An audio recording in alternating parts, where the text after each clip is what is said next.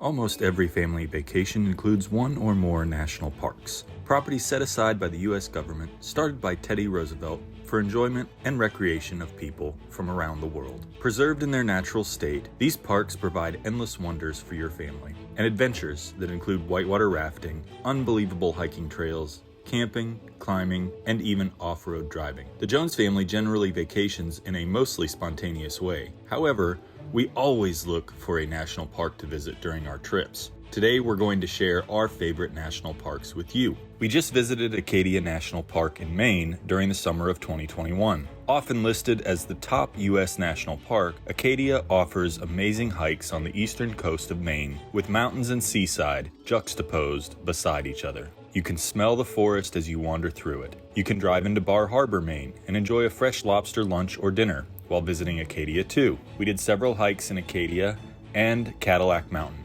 where you can see the sunrise, where it's first visible on the east coast of the United States. Just be sure to make a reservation with the park before you go. Cadillac Mountain limits the number of cars allowed up on the mountain.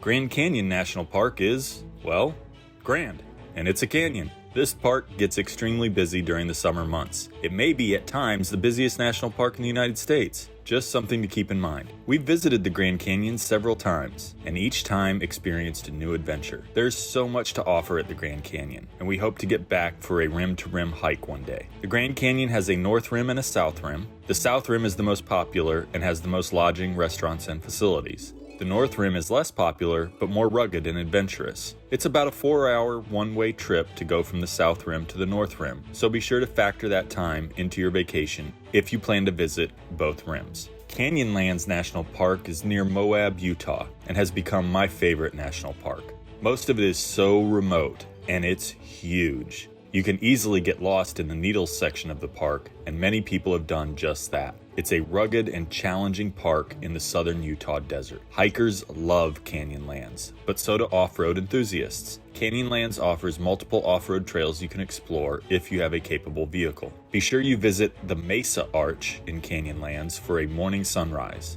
There will be lots of photographers trying to capture the sun as it rises right underneath the arch. It's a spectacular experience. Just down the road from Canyonlands, you'll find another of my favorites, Arches National Park. One of the great things about Arches for families is that you can see almost all the iconic parts of the park from your car or a short hike. The one thing you must do at Arches is the Delicate Arch hike. The Delicate Arch used to be on the Utah license plate. It's the iconic arch at the park full of arches. It's about a 3-mile hike to Delicate Arch, and it's situated in a bowl-like area that has an amazing energy. Even when filled with people, you feel like you're all alone in a natural, tranquil setting. I could sit there for hours just taking it all in. A few hours away from Arches, you'll find Zion National Park. Before I visited Canyonlands, this was my favorite national park. Unbelievable, iconic hikes like Angel's Landing, the Narrows, and the Subway all reside at Zion. Angel's Landing recently implemented a permit system for the last part of the hike to avoid dangerous crowds on the ridge to the landing. The Subway requires a reservation and a guide, and the Narrows may require some special equipment. You're basically hiking in a river. Zion offers some of the most spectacular views of any national park. You'll find yourself awestruck by the raw beauty in this park, even if you don't do one of the iconic hikes. Be sure you drive all the way through the park so you can experience the tunnel through a giant mountain. Yosemite in Northern California was the first national park we visited as a family. The Yosemite Valley features some of the most well-known mountain landscapes in the world, with El Capitan and Half Dome. You can hike from the valley to the top of Half Dome, but a permit is required for the last part of the hike to the top of the dome. It's also a very strenuous hike that takes about 12 to 14 hours and includes 4,600 feet of elevation gain.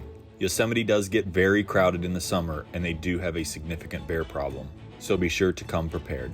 Yellowstone was the first U.S. national park, and it's our top national park. You could spend a week here and still have large parts of the park to visit. You'll see a greater diversity of wildlife in this park than any other U.S. national park. Bison, grizzly bears, elk, wolves, and much, much more. Of course, you can't forget about the iconic geysers and springs at Yellowstone.